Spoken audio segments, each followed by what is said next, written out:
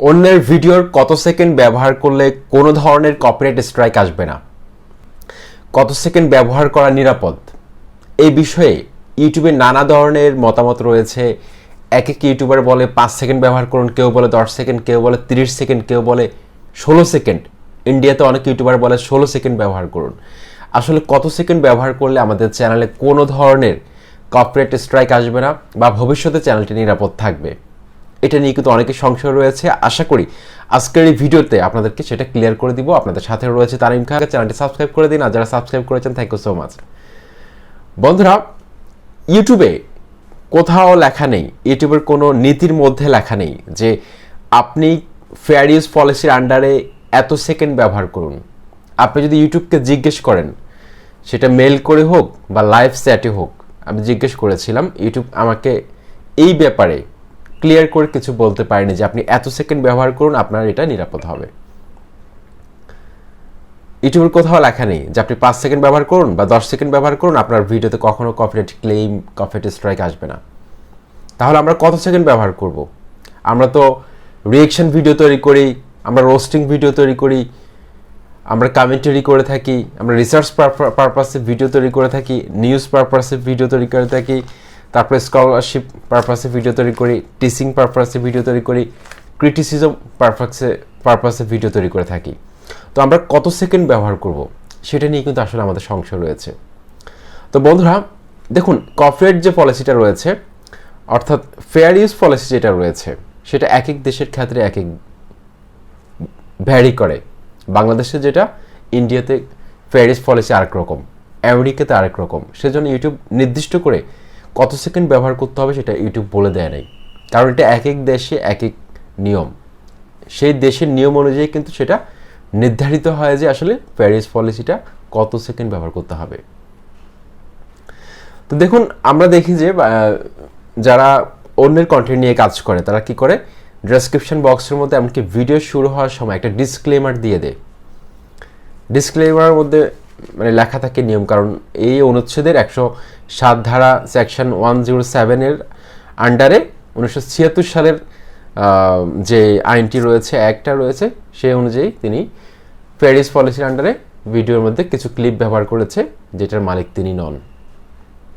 ঠিক আছে, তারপর অনেক সময় দেখা যায় যে আমাদের চ্যানেলে কপিরাইট স্ট্রাইক চলে আসে। তো এটা থেকে বাঁচার উপায় কি?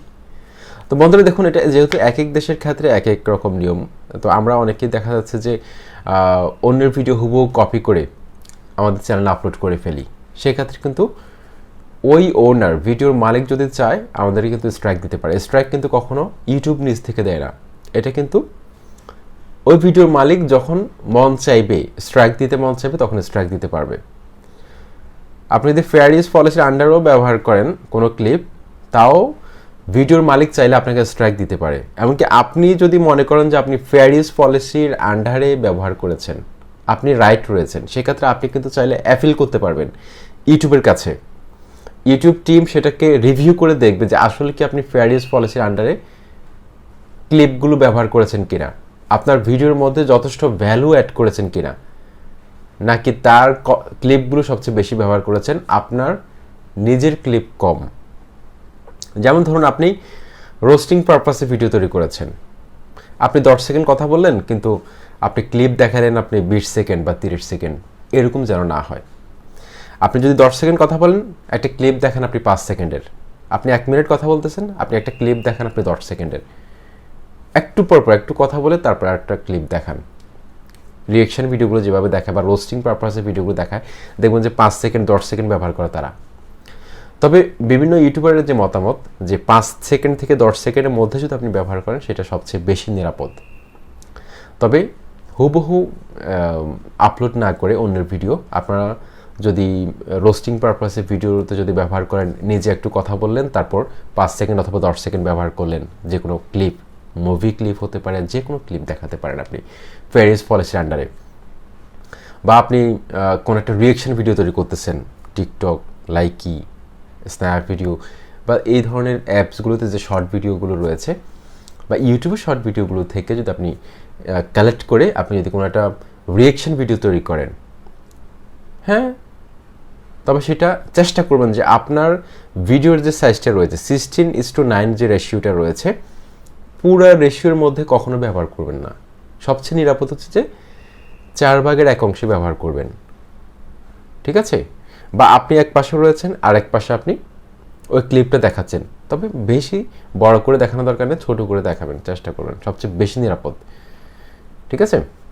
কারণ আমার নিউজ চ্যানেল ছিল, তো দেখুন আমি নিউজ চ্যানেল নিয়েও কাজ করেছিলাম, তারপর আমি মোটিভেশনাল চ্যানেল নিয়ে কাজ করেছিলাম, আমার অনেকগুলো চ্যানেলের অভিজ্ঞতা রয়েছে, সেজন্য আমি আপনাদেরকে বলতে পারছি সবচেয়ে নিরাপদ হচ্ছে যে আপনার ক্লিপের চেয়ে অন্যের ক্লিপের সেকেন্ড যাতে কম হয়, ঠিক আছে? সময়ের ডিউরেশনটা যাতে কম হয় সেটা চেষ্টা করবেন।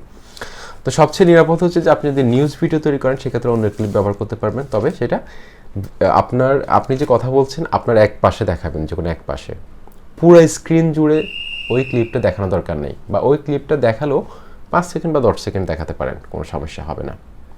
তো এইভাবে যদি আপনারা কাজ করেন আপনাদের চ্যানেলে আশা করছি কোনো ধরনের কপিরাইট স্ট্রাইক আসবে না। এমনকি আপনারা চেষ্টা করবেন ভিডিও ডেসক্রিপশন বক্সে, এমনকি ভিডিওর শুরুতেও ডিসক্লেমার অ্যাড করে দেওয়ার জন্য, যারা অন্যের কন্টেন্ট নিয়ে কাজ করেন ডিসক্লেমার অ্যাড করে দিলে ওই ভিডিওর ওনার, যে ক্লিপের ওনার, সে কিন্তু ডেসক্রিপশন বক্স চেক করে দেখবে যে আসলে সে ফেয়ার ইউজ পলিসির আন্ডারে ব্যবহার করেছে কিনা। আশা করছি আপনারা বুঝতে পেরেছেন। চ্যানেলটি সাবস্ক্রাইব করে সাথে থাকুন। আসসালামু আলাইকুম।